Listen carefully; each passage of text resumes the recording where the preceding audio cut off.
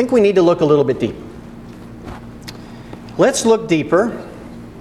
And let's go back and look at this 1967 and 17 a little bit more closely. Because the yellow rectangles there represent 1917 and 1967, the full year from January to December. But you see some lines there and some numbers. Those are the Jewish years.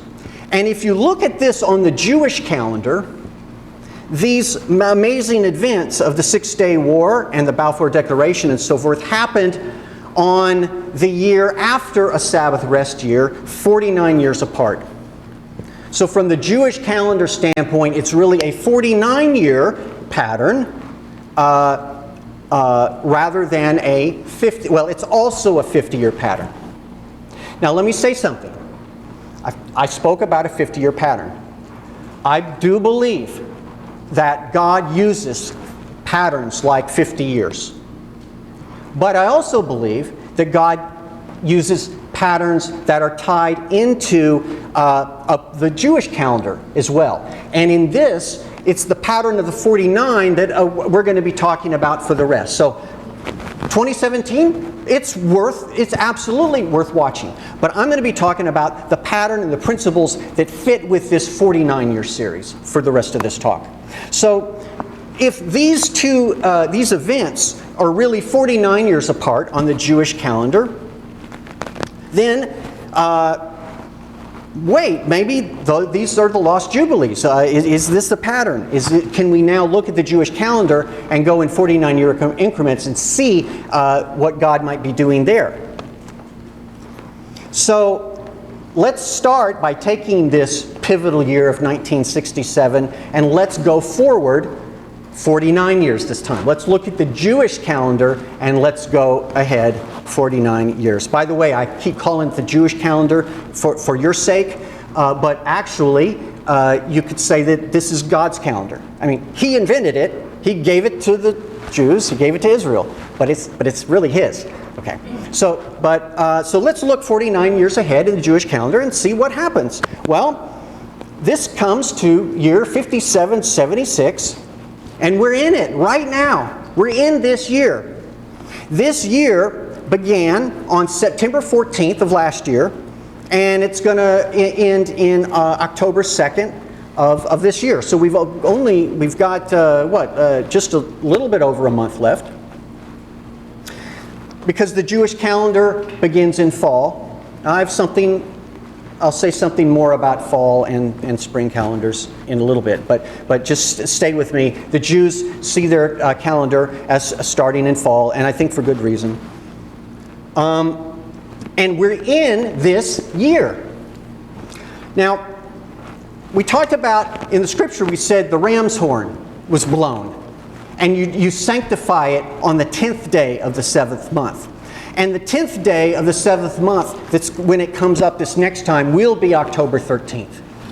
So you might say that the last vestiges of this potential Jubilee year that we're in wouldn't actually end until the 13th.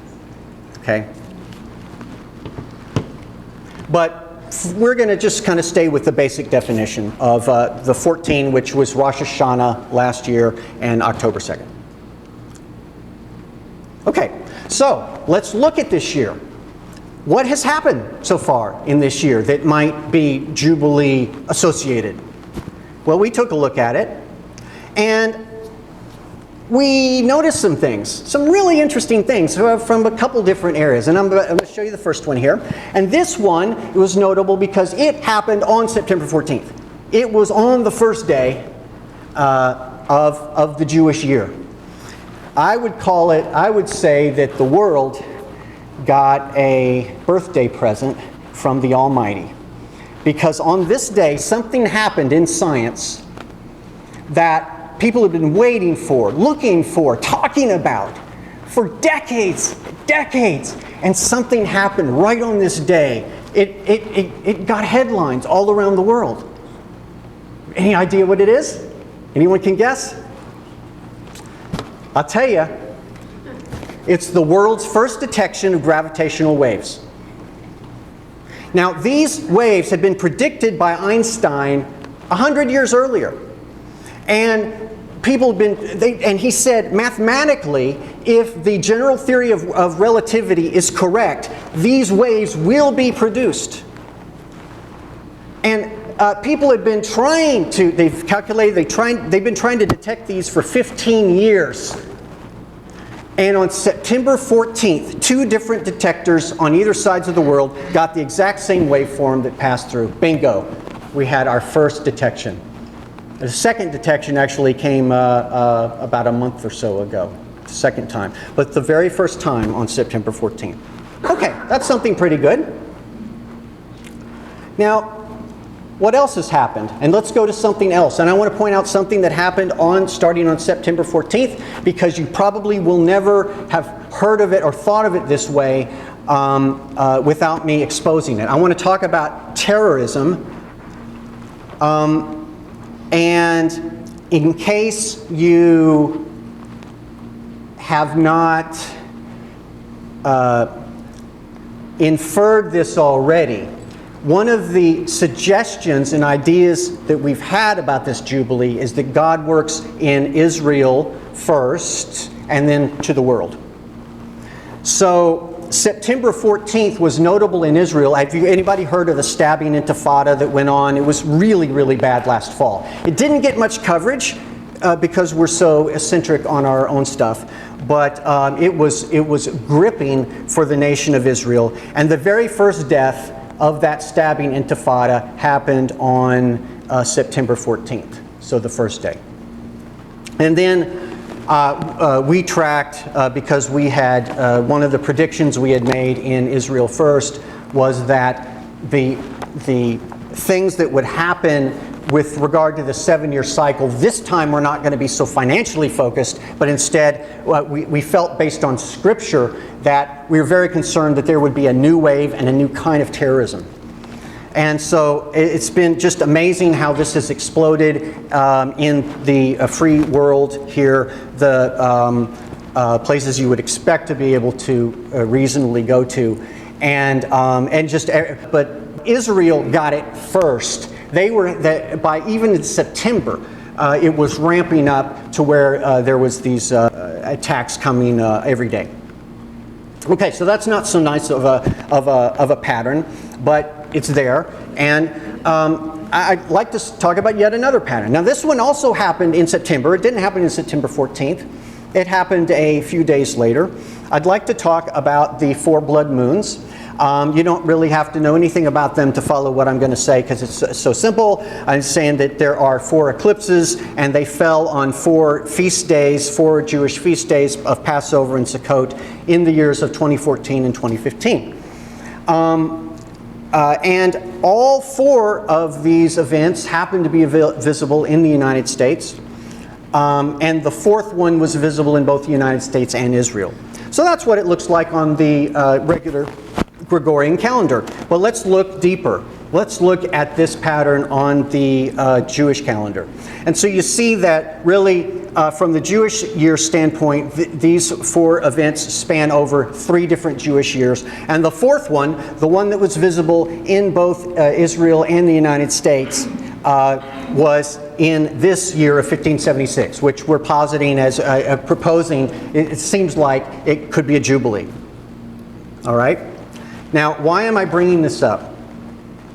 Because I was in Israel on September 28th of last year, and I was looking at the predictions for where the moon would be, and I realized that the moon would be visible. Of course, it would be visible from all Israel. It would be visible from Jerusalem. But I just had this idea. What if we were to get a professional photographer with good lenses and stuff to position himself exactly where this photographer positioned himself? Because this Jaffa Gate is still standing.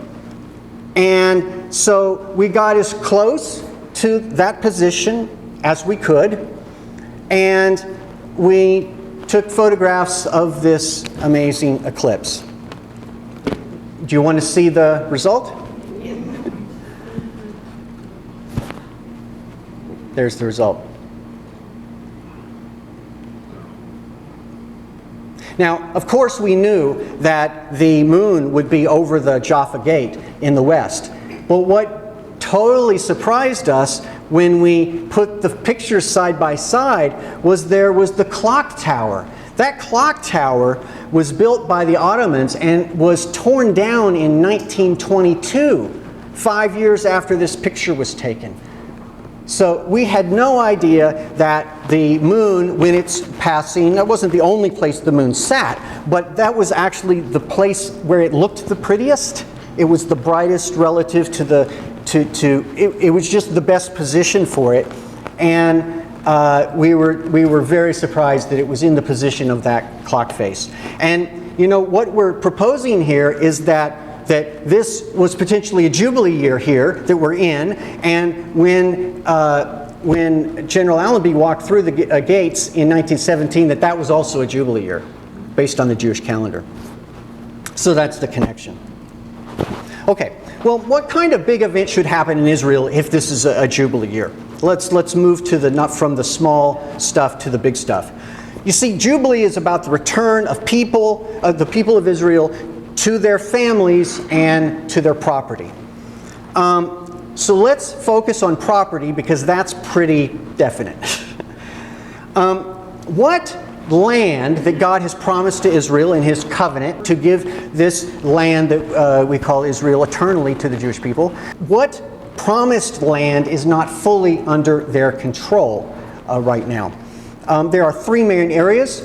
One is the Temple Mount. The second is the West Bank, Judea and Samaria, and the third is the Golan Heights. Now, of these three, the Temple Mount is by far, in a way, the most important to world history. It's most important to the Jews in terms of what's not there. So how did this Temple Mount get to not be theirs if they had captured Jerusalem, all of Jerusalem in 1967? So here's what happened.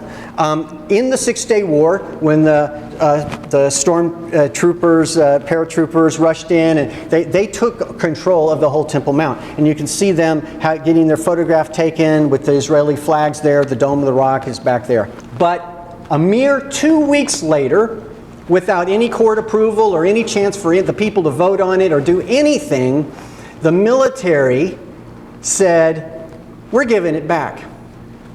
We're going to give the administration of this property back to the Arabs. We don't want to upset them. Besides, the Jews only care about the Wailing Wall, so they won't mind. That's their holy site.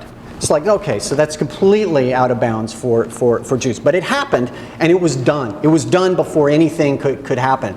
So it was given away. Well, what's the principle of the Jubilee? The principle of the Jubilee is that even if you make a mistake and give something back, sell it when you shouldn't have, put yourself into slavery, you get it back in the Jubilee year. Okay? So this is a valid possibility for something that could happen. Now there's only a month and a few weeks left. You know, it doesn't look like it. So not that God doesn't have to do it. But is there anything that qualifies as significant and important if the Temple Mount is still in its same situation? In these three major areas, has there been anything that's happened? Yes. And it's within the Golan Heights. On April 17th of this year, Netanyahu took his cabinet across the River Jordan, drove around the top of the Sea of Galilee, and had a cabinet meeting in Gamla in the Golan Heights, the first ever cabinet meeting on the other side of the Jordan in the modern history of Israel.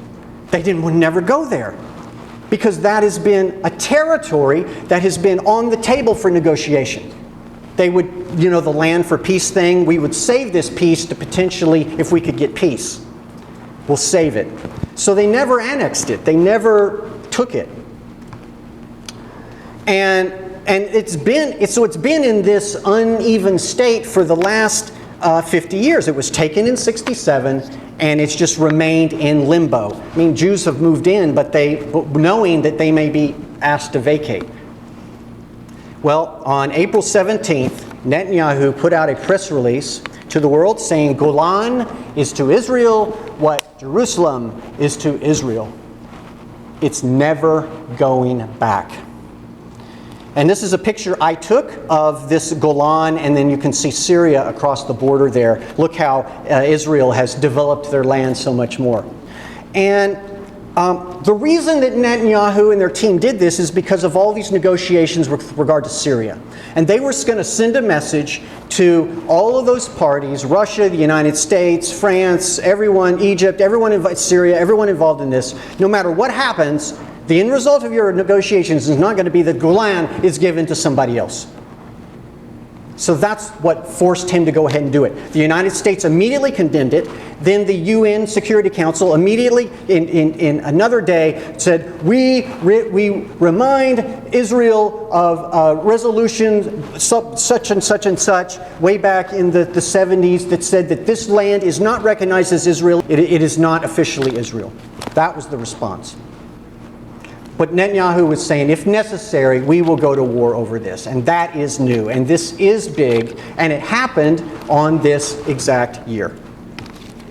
All right. So that's something really significant. I mean, it's not Jerusalem, but it is significant. It's the first piece of land on the other side of the Jordan River that has been claimed. Now, has there been any Jubilee now in the rest of the world?